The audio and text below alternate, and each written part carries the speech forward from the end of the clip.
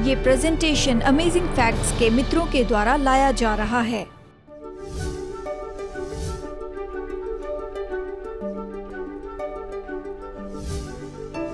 आदम के पाप के कारण हम बड़ी समस्या में फंस गए हैं। परीक्षा होती है, हम गिरते, हम पाप करते हैं, लेकिन यीशु मसीह के बलिदान और उसकी विजय के द्वारा ही हम नया जन्म पा सकते हैं। नए परिवार में हमें गोद लिया जाता है, जिसमें मृत्यु के बजाय जीवन है।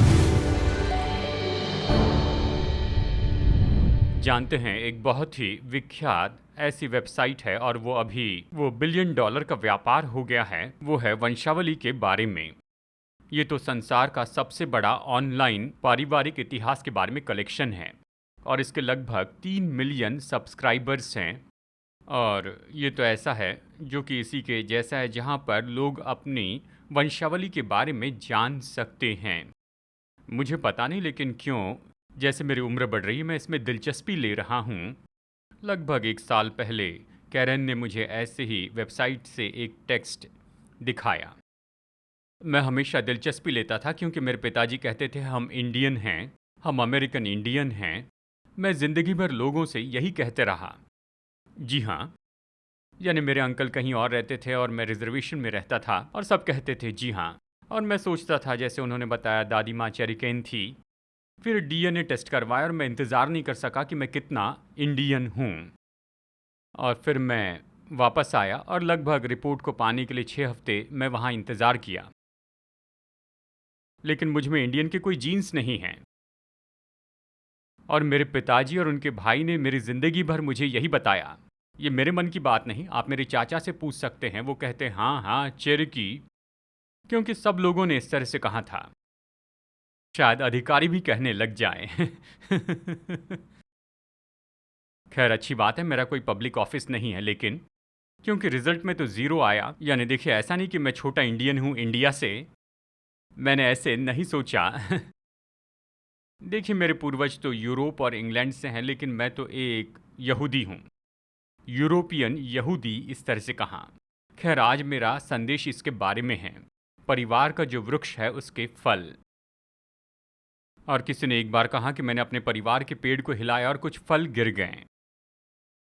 मैं सोचता हूँ हम सब जानते हैं कि ये ऐसा दिखाई देता है कि हर एक परिवार, यानी उनके पास कुछ न कुछ बैगेज हैं, यानी वो सही तरह से काम नहीं कर पाए और उनके जीवन में बहुत सी चुनौतियाँ थी। बच्चे ने माँ से पूछा, लोगों का जन्म कैसे होता है? माँ विश्वासी थी तो उसने कहा ठीक है, आदम का विवाह हुआ, उसके बच्चे हुए, वो बच्चे बड़े हुए, उनके और भी बच्चे हुए, इस तरह से हम लोग इस दुनिया में आए। बच्चा पिताजी के पास गया, पिताजी विश्वासी नहीं थे तो उसने कहा कई साल पहले हमारे पूर्वज बंदर थे और वो जंगल में से होकर गए, धीरे धीरे उनमें बदलाव आया और आज हम इस तरह से हैं। बच्चे ने दौड़कर माँ से कहा, माँ आपने झूठ कहा है। डैडी ने कहा हम बंदरों से आए हैं। माँ ने कहा मैंने झूठ नहीं कहा, वो अपने परिवार के बारे में कह रहे हैं। खैर ये मजाक है। मुझे याद है जब मैंने पहली बार बाइबल पढ़ी, वंशावली पढ़ने में मुझे बड़ी मुश्किल होती थी। आपके बारे में पता नहीं, लेकिन जैसे वंशावली आती है जल्दी जल्दी पढ़ते और कई बार नाम उच्चारण करने में परेशानी होती है। और मैं सोचता था बाइबल क्या इसी प्रेरणा से लिखी गई है और क्या मुझे इसे समझना ज़रूरी है? और फिर वंशावली हम देखते हैं, यानी उत्पत्ति अध्याय 5 में भी देखते हैं और इतिहास में भी हम यहाँ पर बड़ी वंशावली देखते हैं। और शायद आप ये जानने में दिलचस्पी लेंगे कि ये जो इतिहास है बड़े उद्देश्य के साथ में लिखा गया है और ये सच में बहुत ही अनमोल है। सबसे पहले पहला इतिहास अध्याय 1 में देखें और ये तो यहाँ पर वंशावली बता रहा है आदम से लेकर राजा दाऊद तक। अब ये राजघराने की वंशावली है, ये राजा की वंशावली है। और फिर पहला इतिहास अध्याय 6 में देखें, ये अलग वंशावली है, ये शुरू होती है लेवी से और ये तो याजकों की वंशावली है। यानी वो बड़े सावधान थे कि अलग अलग करें याजक और राजा, चर्च और राज्य को, यानी उनकी अलग अलग वंशावली थी। यानी सिविल कैलेंडर था और फिर एक धार्मिक कैलेंडर था। और मैं जानता हूँ कि एक कारण है जिसके लिए परमेश्वर ने हमें आशीष दी है। हम ऐसे मेढे हैं जिसके 2 सिंग हैं, क्योंकि चर्च और राज्य बिल्कुल अलग हैं। ये नहीं कि राज्य को चर्च के बारे में जानकारी नहीं दी गई और ये नहीं कि देश के कानून चर्च नहीं मानता है, लेकिन हमने इन दोनों को अलग अलग रखा है। हम बाइबल में यही देखते हैं। लेकिन साथ ही जब आप राजाओं की वंशावली को पढ़ते हैं तो आप पाएंगे, तो आप दिलचस्प चरित्र पाएंगे। कुछ अच्छे थे, कुछ उतने अच्छे नहीं थे, कुछ तो भयानक थे। और यहाँ तक कि याजकों में आप पाएंगे नाबाद और अबाह्यू और फिर फिन्यास भी। तो बाइबल विश्वास योग्यों की वंशावली बताती है, और यहाँ तक कि उस परिवार में वहाँ पर कुछ फल थे तो कुछ गलत थे। लेकिन अगर आप यीशु की वंशावली को देखें तो आप पाएंगे उसकी वंशावली तो बहुत ही दिलचस्प थी। यानी अगर आप नए नियम को पढ़े तो यहीं से ये शुरू हो जाता है। अब्राहम की संतान, दाऊद की संतान, यीशु मसीह की वंशावली।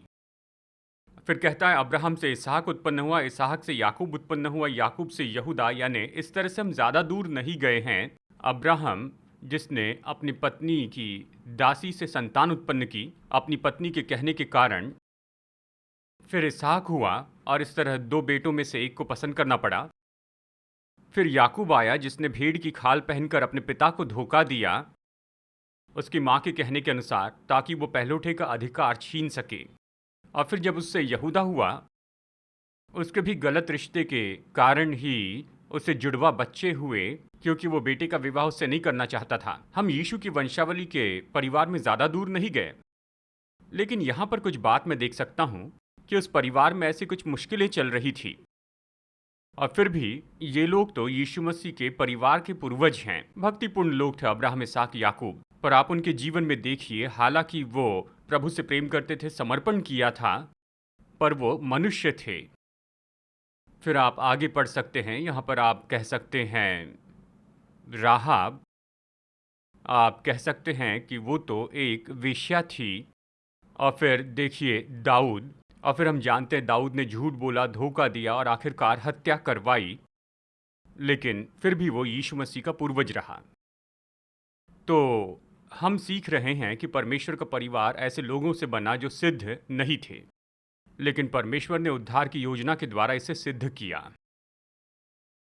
और ये केवल मत्ती में ही नहीं, लेकिन जब आप यीशु की वंशावली देखते हैं तो आप यहाँ देख सकते हैं कि दिलचस्प बात हो रही है। देखिए, मत्ती में ये वंशावली बताई गई है।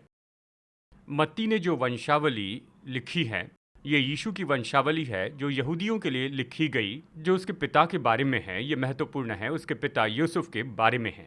लूका जो डॉक्टर था, वो कहता है कि यीशु पवित्र आत्मा के कारण जन्मे, तो हमें माँ की वंशावली को देखना होगा। तो लूका की वंशावली अन्य जातियों के लिए लिखी गई और ये माँ के परिवार से है, और ये पूरे अंत तक लेकर जाता है, केवल अब्राहम तक ही नहीं। ये कहता है वो नातान का पुत्र, और वो दाऊद का, और वो यीशे का, और वो ओबेद का, और वो बोआज का। और फिर आगे बढ़ते हुए कहता है इनोश का पुत्र, और वो शेत का, और वो आदम का, और वो परमेश्वर का पुत्र था। यानी इस वंशावली में दाऊद तक तो सबके नाम समान हैं। और लूका यहाँ पर दाऊद से मरियम तक जाता है, यानी मरियम के ससुर की वंशावली देखता है। माफ़ कीजिए, यूसुफ के ससुर और मरियम के पिता। और मत्ती जो वंशावली बता रहा है वो तो दाऊद से यूसुफ तक है, क्योंकि ये महत्वपूर्ण वंशावली है। लोग सोचते हैं दो वंशावली क्यों बताई हैं? इसके लिए कारण है। जैसे मैंने आपको बताया, राजा और याजक की वंशावली होती थी। लूका अन्य जातियों के लिए, तो मत्ती यहूदियों के लिए। एक ने पिता की तो एक ने माँ की वंशावली बताई। लेकिन जैसे आप अलग अलग चरित्र पढ़ते हैं, देखिए सबके बारे में तो नहीं बताया गया है, लेकिन अगर आप अलग चरित्र पढ़ते हैं तो सच में यहाँ पर बहुत ही अलग अलग कहानियाँ हैं इन लोगों के बारे में। यह हमें याद दिलाते हैं कि वो कितने मनुष्य थे। और बाइबल बहुत ही स्पष्ट है कि हम सब परिवार हैं। हम सब परिवार हैं, मनुष्य इसलिए परिवार नहीं हैं। और जैसे कि बहुत से लोग मानते हैं कि हम तो बंदरों से आए हैं, लेकिन बाइबल स्पष्ट बताती है कि ऐसे नहीं हुआ। हम सब आदम और हवा से संबंधित लोग हैं। अगर ऐसा लगता है कि वहाँ से ट्रैक छूट गई, तो हम सब नूह से जुड़े हैं। प्रेतों के काम 17:26। हम सब में एक ही जैसे डीएनए हैं। उसने एक ही मूल से मनुष्यों की सब जातियां सारी पृथ्वी पर रहने के लिए बनाई हैं, और उनके ठहराए हुए समय और निवास की सीमाओं को इसलिए बांधा है कि वे परमेश्वर को ढूंढे, कदाचित उसे टटोल कर पाए, क्योंकि वो हम में से दूर नहीं। पवित्र आत्मा के द्वारा यीशु मसीह का डीएनए तो हम में आता है, लेकिन हम तो सब एक दूसरे से जुड़े हैं। अगर किसी का कार एक्सीडेंट हो जाए और उसे खून की ज़रूरत पड़े, तो हॉस्पिटल के लोग ब्लड ग्रुप को देखते और कहते हैं, और वो इस तरह से नहीं कहते हैं कि पता नहीं क्या ये हिस्पैनिक हैं या फिर एंग्लो है या फिर किसी देश के हैं, इसकी परवाह नहीं। वो ब्लड ग्रुप देखते हैं। मैं जानता हूं यीशु मसीह का ब्लड ग्रुप कौन सा होगा, वो है बी पॉजिटिव। डॉक्टर तो बस इतना जानना चाहते हैं कि क्या आप ओ पॉजिटिव हैं या फिर कौन सा ग्रुप हैं। सही ब्लड ग्रुप देना होगा, क्योंकि छिपकली का खून दे तो शायद आप मर जाएंगे। मनुष्य का खून होना चाहिए, क्योंकि हम तो जुड़े हैं। और सही ब्लड ग्रुप होना चाहिए रोमियो 5:12। समस्या यही है कि हमारे एक पूर्वज के द्वारा ही हमें पाप की बीमारी लग गई है। रोमियो 5:12, इसलिए जैसे एक मनुष्य के द्वारा पाप जगत में आया और पाप के द्वारा मृत्यु आई, इस रीति से मृत्यु सब मनुष्यों में फैल गई, क्योंकि सब ने पाप किया है। मैं एक रिसर्च कर रहा था और मैंने जाना कि कुछ ऐसी बीमारियां हैं जो केवल कुछ खास वंश के लोगों को होती हैं। आपने सुना होगा सिकल सेल अनीमिया, ये तो अफ्रीकन अमेरिकन लोगों में पाया जाता है, और कुछ लैटिन अमेरिकन को भी ये हुआ है। सिस्टिक फाइब्रोसिस भी होता है यहूदियों में। ऐसी बहुत सी बीमारियां हैं जो कि यहूदियों को होती है। पूरे संसार में हम पाते हैं कि ऐसी कुछ बीमारियां हैं जो कुछ समूह के लोगों को ही होती हैं। शायद इसीलिए क्योंकि वो अलग जगह पर रहते हैं और बाहर के ज़्यादा जीन्स भीतर नहीं आते हैं, और उन्हें ऐसी जेनेटिक डिफिशियंसीज होती हैं। और यहाँ तक कि कुछ कुत्तों की ब्रीड में कुछ बीमारियाँ होती हैं, क्योंकि कई साल तक उनकी जो ब्रीडिंग की जाती है उन्हें जेनेटिक मेकअप नहीं मिलता, जो कि उनमें शुरू में होना चाहिए। और इसीलिए क्योंकि हम आदम से जुड़े हैं, इसीलिए हम में समस्या है। आदम और हव्वा तो परमेश्वर के स्वरूप में बनाए गए थे, लेकिन पाप के कारण डीएनए या जीन जो है डैमेज हो गया। पहले तो आदम प्रेम में चलता था, लेकिन पाप के बाद में कंपस नीडल घूम गया और अब वो स्वाद से चलने लग गया। और जितने भी मनुष्य पैदा हुए उनमें से कितनों ने पाप किया। हम सब में पाप की बीमारी है। यही तो समस्या है। एक मनुष्य के पाप के कारण पाप जगत में आया और सब ने पाप किया। रोमियो 5:14, तो भी आदम से लेकर मूसा तक मृत्यु ने उन लोगों पर भी राज्य किया जिन्होंने उस आदम जो उस आने वाले का चिन्ह है उसके अपराध के समान पाप न किया। मृत्यु ने राज किया। वो उस समय के बारे में कह रहा है, पुराने नियम के लोगों से लेकर मूसा तक मृत्यु थी। तो ये बताता है कि हम सब में वंशावली से आने वाली इस पाप की समस्या है, और ये हमारे घर के संबंधों पर असर डालता है। जानते बाइबल में सबसे बड़ी फूट कहाँ पर डाली गई? जो मित्रता की आग है। ये तो पारिवारिक कलह होता है। आज का जिंदगी बदलने वाला फ्री रिसोर्स मंगवाना न भूलें। आप इसकी डिजिटल कॉपी अपने कंप्यूटर या मोबाइल डिवाइस पर डाउनलोड कर सकते हैं। आज के फ्री गिफ्ट की डिजिटल कॉपी पाने के लिए स्क्रीन पर दिए हुए वेब एड्रेस पर आप जाइए। अमेजिंग फैक्ट्स के साथ परमेश्वर के वचन का अध्ययन करना भी पहले से बहुत आसान हो गया है। जहां भी जब भी आप चाहें, और सबसे महत्वपूर्ण है कि दूसरों के साथ शेयर कीजिए। और आप इसे बाइबल में देखते हैं। कैन ने हाबिल को मारा, दाऊद के बेटे ने उसे मारना चाहा, उसके राजा ने उसे मारना चाहा। यीशु के भाई समझ नहीं पाए कि वो कौन था। और आप देखते हैं कि इस तरह से पारिवारिक फूट थी यहाँ याकूब के जीवन में। एसाव ने उसे मारना चाहा। ये परिवार में होता है। यहाँ तक कि बाइबल में पति और पत्नी के बारे में सुनते हैं जिन्होंने एक साथ 60 साल बिताए, और अखबार में आया कि ये सराहना की बात है कि आपका वैवाहिक जीवन इतने समय से और बड़ी खुशी से बना रहा। तो पति ने कहा कि विवाह के समय हमने ये सहमति की थी कि मैं सारे बड़े निर्णय लूंगा और वो सारे छोटे छोटे निर्णय लेगी। और जानते, शादी के 60 साल हो जाने के बाद भी हमें कोई बड़ा निर्णय लेना नहीं पड़ा। यानी आप इसे समझ गए हैं। और भी ये कुछ कहता है। हम यहाँ पर देखते हैं कि एक जैसे परिवार की विशेषताएं दिखती हैं। जब मैं देखता हूँ परिवार यात्रा करता है, मैं बच्चों को देखता हूँ, फिर उनके माता पिता को देखता हूँ, और मेरे खुद के मनोरंजन के लिए देखता हूँ कौन किसके जैसे हैं। मेरा कहने का मतलब है कि हमारे माता पिता के जैसे गुण हम में दिखाई देते हैं और समानता हम में दिखाई देती है। किसी ने कहा सेब पेड़ से ज़्यादा दूर नहीं गिरते हैं। यानी मुझे याद है दूसरे विश्व युद्ध के बारे में मैंने सुना था। यानी वो तो बच्चों को शहर से बाहर ले गए क्योंकि उस समय लंदन पर बड़ी बमबारी हो रही थी, और इस बमबारी के कारण बहुत से बच्चों को शहर से बाहर निकाला गया और उन्हें घरों में रखा गया ताकि उनकी रक्षा हो सके, और जो वयस्क लोग शहर में काम कर रहे थे वो मर रहे थे क्योंकि बमबारी हो रही थी। और इस तरह से बच्चे माता पिता से कई साल दूर रहे। यहाँ उनके माता पिता मर गए, वो उनसे कभी मिल नहीं पाए, उनके लिए बड़े अनाथाश्रम बनाए। एक परिवार था जिसमें लगभग 5 बच्चे थे। विश्व युद्ध खत्म होने के बाद वो ढूंढना चाहते थे कि क्या इनके माता पिता अभी जीवित हैं। उन्हें पता चला कि उनकी माँ तो मर चुकी है, लेकिन किसी ने बताया कि उनके पिताजी अभी भी जीवित हैं। तो बेटा अपने पिता को ढूंढने के लिए लंदन निकल पड़ा। उसके पिता अस्पताल में थे, वो ठीक हो रहे थे। उसने पिता से कहा कि मेरे भाई और बहन सब ठीक हैं, और पिताजी ठीक है ये बताने के लिए वो अपने भाइयों और बहनों के पास आया। बच्चे बहुत छोटे थे, कुछ बच्चों ने तो अपने पिता को 5 साल से नहीं देखा था। तो उन्होंने कहा वो कैसे दिखते हैं? तो बड़े भाई ने मुस्कुराकर उनसे कहा, तो उसने कहा वो तो मेरे जैसे ही दिखते हैं। जब परमेश्वर ने यीशु को इस संसार में भेजा, यीशु मसीह इस कारण भी आए थे कि हमें बताएं कि पिता कैसे हैं। आमीन। तो उसने कहा यदि तुमने मुझे देखा तो पिता को देखा है। वो हमें बताना चाहते थे कि वो पिता के प्रतिरूप हैं। मसीह हमारे जैसे हो गए। फिलिपियो 2:7 में बाइबल कहती है, वरन अपने आप को ऐसा शून्य कर दिया और दास का रूप धारण किया और मनुष्य की समानता में हो गया। अगर परमेश्वर यीशु के साथ अपनी सारी महिमा और सामर्थ के साथ में आते तो हम उसे देख भी नहीं पाते, लेकिन वो इतने मनुष्य के जैसे आए, और जब वो मनुष्य के बीच में चल रहे थे तो वो नहीं जानते थे कि ये अलग हैं। बाइबल कहती है कि उसका बाहरी रूप ऐसा नहीं था जिससे हम उसकी इच्छा रखें।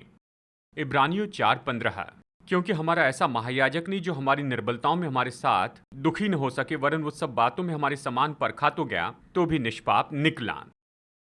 और फिर आगे हम पढ़ते हैं गलातियों में अध्याय 3। अब यह हमें बताता है कि मसीह के आने के बाद वह हमें लेपालकपन देने के लिए आए थे। बाइबल कहती है, तुम सब उस विश्वास के द्वारा जो यीशु मसीह पर है परमेश्वर के संतान हो। हम इस नए परिवार में गोद लिए जाते हैं। हम रोमियो में पढ़ते हैं अध्याय 5 वचन 18 में, इसलिए जैसा एक अपराध यानी आदम के कारण, इसलिए जैसा एक अपराध सब मनुष्यों के लिए दंड की आज्ञा का कारण हुआ, वैसा ही एक धर्म का काम भी सब मनुष्यों के लिए यानी यीशु का आना और क्रूस पर उसका मरना, ये सब मनुष्यों के लिए जीवन के निमित्त धर्मी ठहराए जाने का कारण हुआ। धर्मी ठहराए जाने का कारण हुआ। आदम के पाप से मृत्यु आई, यीशु मसीह के बलिदान ने हमें जीवन दिया है। अब मैं यहाँ पर रुककर एक पॉइंट बताना चाहता हूँ। कितने लोग ये विश्वास करते हैं कि आदम के पतन के कारण आज आपको समस्याएं होती हैं? क्या ये आपके लिए असली है कि आप पाप से लड़ते हैं? आप हाथ तो नहीं उठा रहे लेकिन सिर हिलाकर बता रहे हैं, क्या ये असली है? आप जानते हैं कि आदम के साथ जो हुआ उसने मेरे जीवन पर प्रभाव डाला है। जी, यानी आप भीतरी स्वभाव से लड़ते जाते हैं। यीशु मसीह का बलिदान आपको आज़ाद करता है इन सारी समस्याओं से, जो कि विश्वास जितनी ही वास्तविक है। यही तो पौलुस कह रहा है, जब आप इसे समझ लेंगे, ये विश्वास से धार्मिकता का संदेश है। आदम के पाप के कारण हम सब बड़ी समस्याओं में पड़ गए हैं। परीक्षा होती है, हम गिरते हैं, पाप करते हैं, पाप हमारे जीवन में सारी परेशानी लाता है। लेकिन यीशु मसीह के बलिदान और उसकी विजय के द्वारा हम लोग नया जन्म पा सकते हैं और नए परिवार में हम गोद लिए जा सकते हैं, जिसमें मृत्यु के बजाय जीवन है। आदम के द्वारा मृत्यु दंड आया और जीवन तो यानी यीशु के द्वारा जीवन आया है। यही शुभ संदेश है। ये तो सुसमाचार की कहानी है। रोमियो 8:14 में ये कहता है, इसलिए कि जितने लोग परमेश्वर के आत्मा के चलाए चलते हैं वही परमेश्वर के पुत्र हैं। क्योंकि तुमको दासत्व की आत्मा नहीं मिली कि फिर भयभीत हो, परंतु लेपालकपन की आत्मा मिली है, जिससे हम हे अब्बा हे पिता कहकर पुकारते हैं। आत्मा आप ही हमारी आत्मा के साथ गवाही देता है कि हम परमेश्वर की संतान हैं। क्या सबके सब परमेश्वर की संतान हैं? नहीं। यीशु ने उस समय के धार्मिक अगुओं से कहा, तुम अपने पिता शैतान से हो। हर कोई परमेश्वर की संतान नहीं। परमेश्वर सबसे प्रेम रखते हैं, इसलिए हम परमेश्वर की संतान हैं। लेकिन नया जन्म पाए बिना आप परिवार में स्वीकार किए नहीं जाते हैं। उस परिवार में जिससे हम हे अब्बा हे पिता कहकर पुकारते हैं, आत्मा आप ही हमारी आत्मा के साथ गवाही देता है कि हम परमेश्वर की संतान हैं। और यदि संतान है तो वारिस भी, वरन परमेश्वर के वारिस और मसीह के संगी वारिस। इसका क्या अर्थ है? वारिस वो है जिसे विरासत मिलती है। मुझे याद है मैंने पढ़ा था, एक दिन कुछ बच्चे नए स्कूल में रजिस्ट्रेशन करवा रहे थे। वो 7 साल के थे। टीचर उनका नाम लिख रही थी तो उनका जन्मदिन पूछा। एक ने कहा 7 अप्रैल तो दूसरे ने कहा मैं 21 अप्रैल को जन्मा हूँ। रुकिए एक मिनट, मैंने सुना जुड़वा बच्चे एक ही दिन में अलग अलग समय पर पैदा हुए। तुम जुड़वा नहीं हो, तुम वैसे दिखाई नहीं देते हो। और उसने पूछा ये कैसे, तो उसने कहा हमें गोद लिया गया है। तो टीचर ने कहा धन्यवाद, लेकिन बताइए किसे गोद लिया गया। और उन्होंने कहा हमें पता नहीं। डैडी कहते हमसे बहुत प्यार करते और उन्हें याद नहीं। तो जब हमें परिवार में गोद लिया जाता है तो परमेश्वर हमें देखते हैं अपने पुत्र से किए उसी प्रेम से। यीशु के बपतिस्मे के समय उसने कहा ये मेरा प्रिय पुत्र है जिससे मैं अति प्रसन्न हूं। यही बात हमारे लिए भी कहते हैं। विश्वास में मेरे पुत्र तिमोथियुस के लिए यहां पर प्रेरितों की भाषा कैसी है? ये परिवार की भाषा है। मत्ती 12:46 से 50 तक जब वो भीड़ से बातें कर ही रहा था तब उसकी माता और भाई बाहर खड़े थे और उससे बातें करना चाहते थे। कहा हम परिवार हैं, हमारी प्राथमिकता इन लोगों को निकलने के लिए को हमें बात करनी है। यानी फिर उस व्यक्ति ने जाकर यीशु को ये बताया, देख तेरी माता और तेरे भाई बाहर खड़े हैं। तो उसने उसे उत्तर दिया, कौन है मेरी माता और कौन है मेरे भाई? और अपने चेलों की ओर अपना हाथ बढ़ाकर कहा, उसने कहा क्योंकि जो कोई मेरे स्वर्गीय पिता की इच्छा पर चले वही मेरा भाई और मेरी बहन और मेरी माता है। जब हम उसके परिवार में गोद लिए जाते हैं क्योंकि हम आज्ञा मानते हैं, अलग बातों को मानते, उसके वचन का अनुकरण करना चाहते हैं, तो हमें क्या मिलता है? उसके परिवार में गोद लिए जाने के हमें लाभ मिलते हैं। पतरस ने यहाँ पर पूछा, पतरस ने उससे कहा, देख हम तो सब कुछ छोड़कर तेरे पीछे हो लिए हैं। तब यीशु ने उत्तर देकर कहा, मैं तुमसे सच सच कहता हूं कि ऐसा कोई नहीं जिस किसी ने घरों या भाइयों या बहनों या पिता या माता या बाल बच्चों और खेतों को मेरे नाम से छोड़ दिया। कई बार जब विश्वासी होने का कोई निर्णय लेता है तो उन्हें उनके परिवार से निकाल दिया जाता है, हटा दिया जाता है। अगर आप यहूदी हैं और उस सताव के बाद में अगर आप यीशु पर विश्वास करें तो संपत्ति चली जाती थी। अब देखिए वंशावली बाइबल में इस एक कारण से भी दी गई है। संपत्ति तो पूरे परिवार की होती थी, यानी कोई भी अपनी संपत्ति का कोई भाग दूसरे गोत्र को बेच नहीं सकता था। हम नाबोत की दाख की बारी के बारे में पढ़ते हैं। आहाब ने नाबोत से कहा तो उसने कहा मैं इसे बेच नहीं सकता क्योंकि ये तो मेरे परिवार की भूमि है। परिवार की विरासत खो नहीं सकते, इसलिए वंशावली तो निश्चय ये बात है। और मसीह में जो आपकी वंशावली वो आपको एक राज्य की प्रतिज्ञा देती है ना? उसको 100 गुना मिलेगा, यानी अभी 100 गुना उसे मिलेगा, यानी इस समय में घरों और भाइयों और बहनों और माताओं और बाल बच्चों और खेतों को, पर सताव के साथ वो यहाँ पर कहते हैं और परलोक में अनंत जीवन। परमेश्वर आपको परिवार में जोड़ने के लिए कहते हैं। कोई अपने प्रियजनों के लिए प्रार्थना कर रहे हैं। हम में से कुछ लोगों के ऐसे बच्चे हैं जो कि अलग काम करते हैं और फिर वो मूर्खता पर विश्वास करते हैं और वंशावली पर विश्वास नहीं करते हैं। हम अपने बच्चों के लिए प्रार्थना करते हैं। बाइबल यशायाह 46:3 में कहती है, मैं उत्तर से कहूँगा दे दे और दक्षिण से कि रोक मत रख। मेरे पुत्रों को दूर से और मेरी पुत्रियों को पृथ्वी के छोर से ले आओ। हर एक जो मेरा कहलाता है, जिसको मैंने अपनी महिमा के लिए सृजा। यानी परमेश्वर कहते हैं कि वो आपके बच्चों को बचाएंगे। देखिए मसीह में हम सब आशीषित हैं उन आशीषों से जो परमेश्वर ने अब्राहम को दी। उत्पत्ति 12 में उसने कहा, जो तुझे आशीर्वाद दे उन्हें मैं आशीष दूंगा और जो तुझे कोसे उन्हें मैं श्राप दूंगा और भूमंडल के सारे कुल तेरे द्वारा आशीष पाएंगे। और फिर यहाँ पर हम सीधा नए नियम में चलते हैं, उत्पत्ति यानी पुराने नियम से, लेकिन चलिए नए नियम में गलातियों में चलते हैं। ये कहता है यदि तुम मसीह के हो तो अब्राहम के वंश और प्रतिज्ञा के अनुसार, यानी परिवार में गोद लिया गया और आप वारिस हैं। वारिस को क्या मिलता है? विरासत मिलती है और आप प्रतिज्ञा के अनुसार वारिस होते हैं। सारी आशीष और प्रतिज्ञा जो अब्राहम से की गई हैं वो आपकी हैं। उसने कहा ऐसा नगर जो मनुष्यों के हाथों से नहीं बना है ना, प्रतिज्ञा के देश में जगह का वादा किया।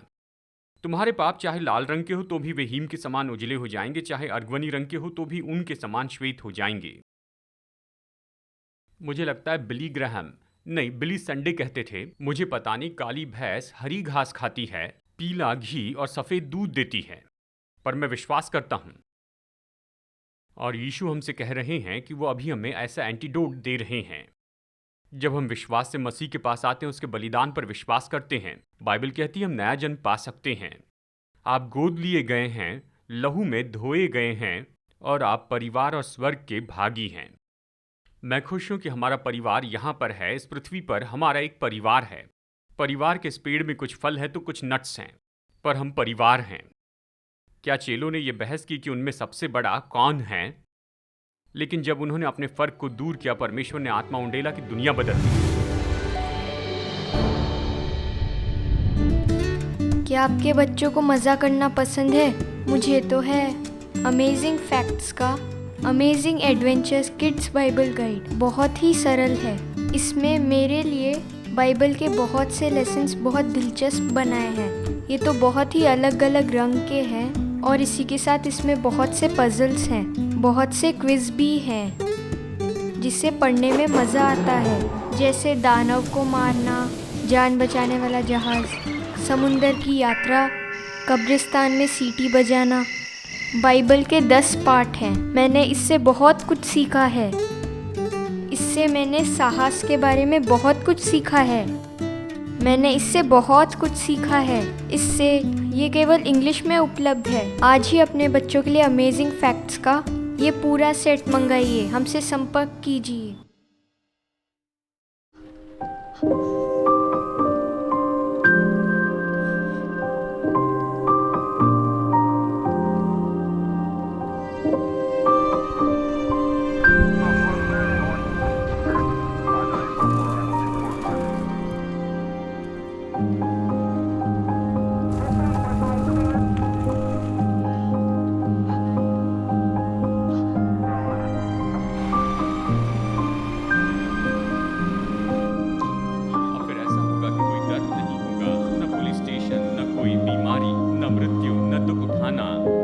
असली बात है दोस्तों, हमारे संसार का ये दुख तो परमेश्वर की योजना के अनुसार नहीं था। वो सब कुछ अपनी असली योजना में वापस लेकर आएगा। धन्य है जो मन के दीन है, वो स्वर्ग के राज्य के वारिस होंगे। क्योंकि मैं भूखा था और तुमने मुझे खाने के लिए दिया। मेरे इन छोटे से छोटे भाइयों के लिए तुमने जो कुछ भी किया है वो तुमने मेरे लिए किया है।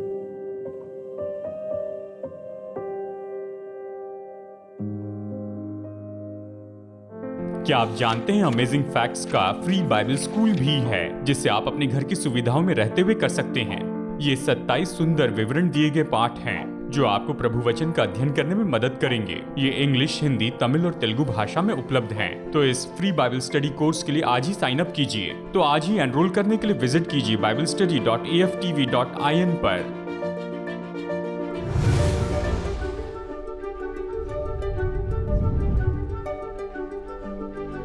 आज के फ्री ऑफर को मंगवाइए, ये आपके लिए एक आशीष है। जैसे हम सुसमाचार लोगों तक ले जा रहे हैं, आपकी भेंटों के लिए आपका धन्यवाद। आशा है आप अगले हफ्ते जुड़ जाएंगे। जैसे हम वचन की गहराई को देखते हैं, हम और भी अमेजिंग फैक्ट्स देखेंगे।